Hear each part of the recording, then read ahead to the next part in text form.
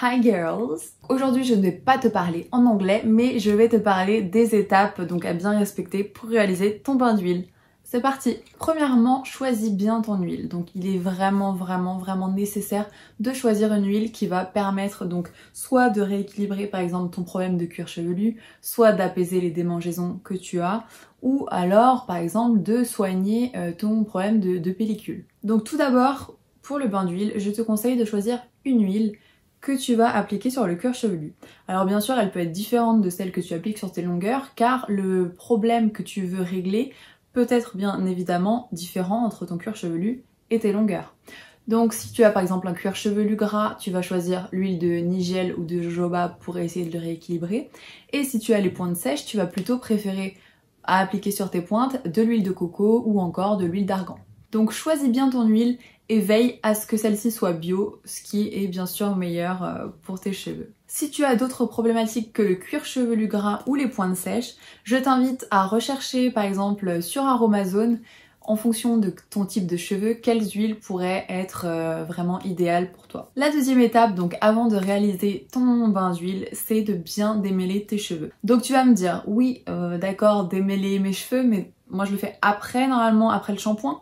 Pourquoi le faire avant un bain d'huile? Alors tout d'abord, c'est une très bonne question, mais je vais t'apprendre quelque chose peut-être si tu ne le sais pas. Démêler ses cheveux lorsqu'ils sont mouillés fragilise la fibre capillaire et augmente le taux de casse de tes cheveux. Profite donc que tes cheveux soient encore tout secs pour les peigner et bien enlever tous les nœuds, ce qui t'évitera à la sortie donc de ton shampoing de devoir repasser par l'étape peigne. Troisième étape, tu vas humidifier tes cheveux. Donc non, tu ne vas pas mettre ta tête sous le jet d'eau froide ou d'eau chaude, n'importe, et non, tu vas juste les humidifier. Donc soit tu vas prendre un petit flacon muni d'un spray et tu vas pchiter un petit peu sur tes longueurs, un petit peu partout en fait, un petit peu d'eau, juste pour que tes cheveux en fait soient vraiment humidifiés et pas mouillés. Pourquoi humidifier et pourquoi pas mouiller? Donc humidifier pour que l'huile en fait puisse pénétrer plus intensément dans le cheveu, car quand tes cheveux sont légèrement humides, leurs écailles vont s'ouvrir et vont permettre une meilleure pénétration des soins. Et pourquoi pas mouiller? Car tu sais très bien que l'eau et l'huile ne sont pas miscibles, donc c'est-à-dire qu'ils ne se mélangent pas.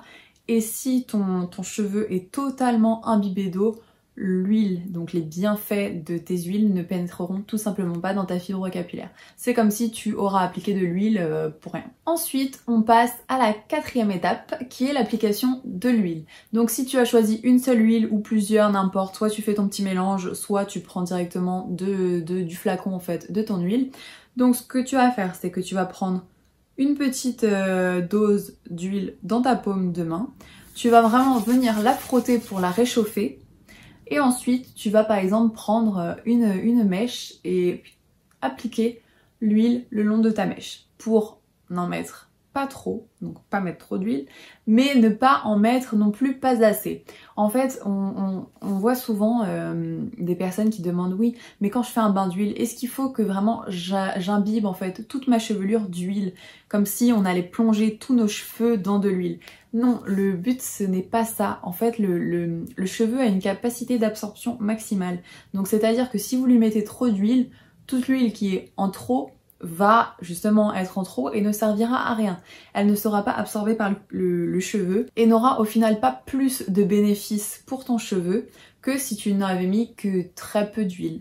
Donc bon, très peu d'huile, faut pas non plus exagérer, mais il faut juste que tes cheveux soient brillants et que tu sens qu'ils paraissent comme hydratés. Il ne faut pas que tu mettes plus d'huile que cela. Ça ne servira tout simplement à rien et tu auras juste gâché de l'huile que tu aurais pu utiliser plus tard pour un autre bain d'huile. Après, donc cinquième étape, on laisse poser cette huile ou ces huiles. Le temps de pause va varier donc en fonction du temps que vous avez devant vous, mais également en fonction de si vous avez un cheveu par exemple très desséché ou très abîmé ou non. En moyenne, le temps de pause que je recommande idéalement, c'est environ 3 heures. Le temps que les huiles aient bien été imprégnées dans le cheveu, donc que le cheveu ait bien récupéré tous les nutriments qu'il lui fallait.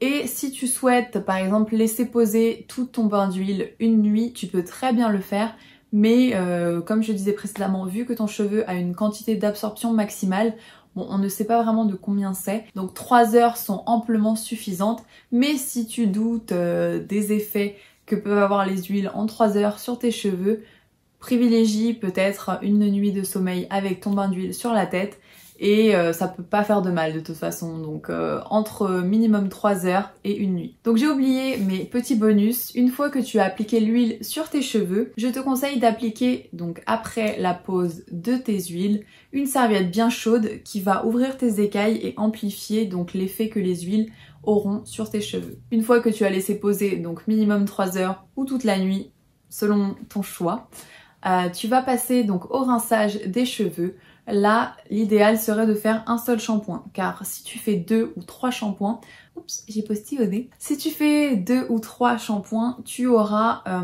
plutôt une perte des bienfaits en fait que tu auras récolté des huiles, car l'hydratation partira au fil des shampoings en fait. Si tu fais un seul shampoing, il restera encore de l'hydratation, et si tu en fais 2 ou 3, petit à petit, vraiment, l'hydratation que tu auras apportée, donc les bénéfices que tu auras récoltés des huiles vont disparaître. Donc bien entendu, si vraiment après le premier shampoing, tu vois que tes cheveux sont encore tout poisseux et que tu sais qu'une fois secs, ils seront vraiment horribles, fais un deuxième shampoing, mais arrête-toi là. Ne fais surtout pas de troisième shampoing pour ne pas enlever les bienfaits des huiles. Donc voilà, une fois que tu auras rincé tes beaux cheveux, je pense que tu verras vraiment un beau résultat. Tu auras les cheveux brillants, hydratés, nourris. Donc après, bien sûr, ce n'est pas en une fois, donc en un bain d'huile que tu verras les résultats, mais au fil des semaines, si tu es régulière et que tu appliques donc ce bain d'huile, enfin le mélange que tu auras créé pour tes cheveux, je pense que tu verras les résultats sûrement au bout d'un petit mois avec une application par semaine. Je pense que tu verras déjà bien les résultats. Et si tu fais ça sur l'année, tes cheveux seront tout simplement magnifiques, super brillants, en santé, et surtout tu pourras remarquer que tu n'as plus, ou surtout peut-être moins de fourches qu'avant. Donc voilà les filles, c'est tout pour cette vidéo, j'espère qu'elle vous aura plu. Si vous avez des questions quelconques, n'importe lesquelles, posez-les moi en commentaire, j'y répondrai avec grand plaisir. Salut!